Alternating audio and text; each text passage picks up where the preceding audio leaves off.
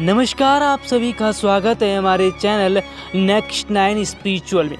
दोस्तों, आप सभी लोगों ने महाभारत की कथा कई बार सुनी होगी, कई बार देखी भी होगी। इस पौराणिक कथा से जुड़े कई तथ्य और कई किरदार ऐसे हैं जिससे आप यकीनन परिचित होंगे। आज हम आपसे उस किरदार का जिक्र करेंगे जिन्हें लेकर ऐसा माना जाता है कि संपूर्ण महाभारत उनके कारणवश हुई थी। यहाँ हम बात कर रहे हैं धृतराष्ट्र की।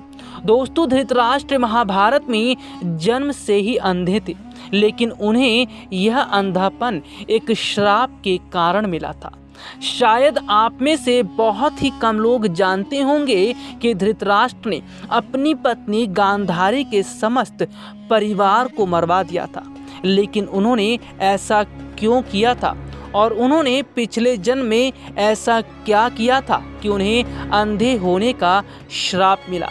महाराज शांतनु और उनकी पत्नी के 2 पुत्र हुए, जिनका नाम था विचित्रवीर्य और चित्रांगद। चित्रांगदा बहुत ही कम उम्र में एक युद्ध लड़ते हुए मारे गए थे। इसके बाद पितामह भीष्म ने विचित्रवीर्य का विवाह काशी की राजकुमारी अंबिका और अंबालिका से करवाया था। विवाह के कुछ समय बाद ही बीमारी के कारण विचित्रवीर्य की मृत्यु हो गई। अभी तक विचित्रवीर्य की पत्नी अंबिका और अंबालिका संतानहीन थी।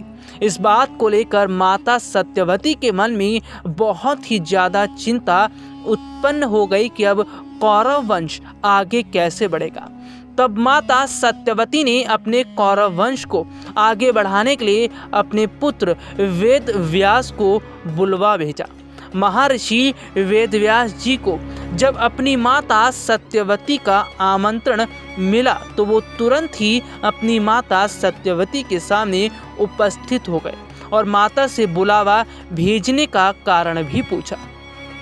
तब सत्यवती ने वेदव्यास से कौरव वंश को आगे बढ़ाने का उपाय पूछा।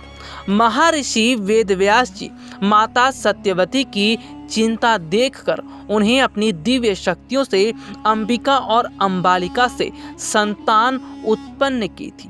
दोस्तों, अंबिका ने महर्षि वेदव्यास का तेज देखकर अपनी आंखें बंद कर ली थी। इसी कारण से उनकी अंधी संतान के रूप में धृतराष्ट्र का जन्म हुआ था।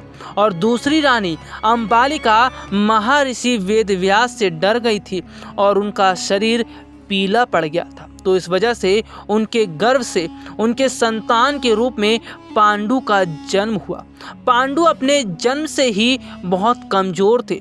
दोनों राजकुमारियों के बाद एक दासी पर भी महर्षि वेदव्यास जी ने अपनी शक्तियों का प्रयोग कर एक पुत्र को जन्म दिया था। उसके संतान के रूप में वो महात्मा विदुर कहलाए थे।